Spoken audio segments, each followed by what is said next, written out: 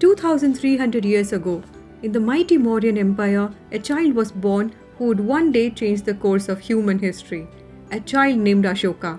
Welcome back, everyone. He was the son of Emperor Bindusara, the powerful ruler who inherited the empire from Chandragupta Maurya. His mother was Subhadarangi, also known as Dharma, a woman known not for royal luxury but for intelligence, simplicity, and grace. Ashoka grew up in a palace with his siblings, but among all of them, one brother stood out, Susima, the proud and favored prince whom the ministers believed would one day wear the crown. Compared to Susima, Ashoka wasn't treated warmly.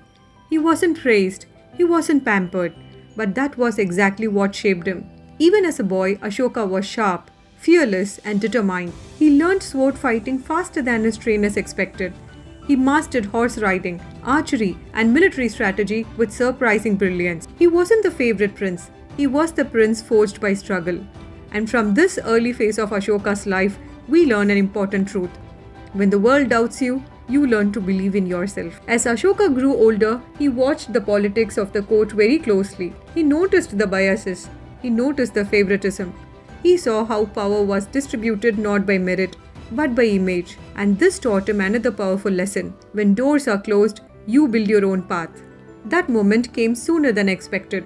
When rebellions broke out in Takshashila, a city known for its warriors and thinkers, the ministers were scared. No prince wanted to go. But Bindusara sent Ashoka, the so-called rough prince. And Ashoka surprised everyone. He didn't suppress the revolt with violence.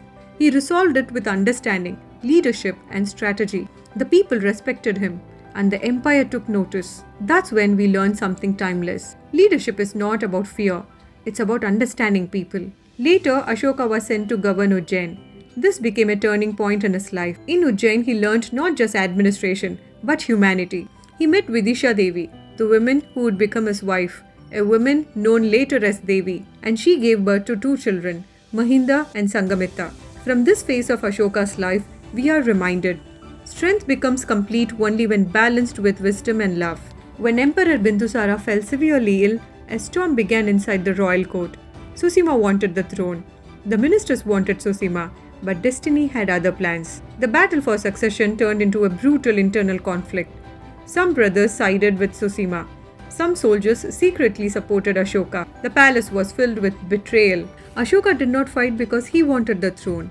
He fought because he had no choice. And from this painful struggle, we learn, power taken by force never brings joy. It only brings responsibility. But the journey had just begun. To know what happened next, don't miss part 2. Thanks a lot for watching.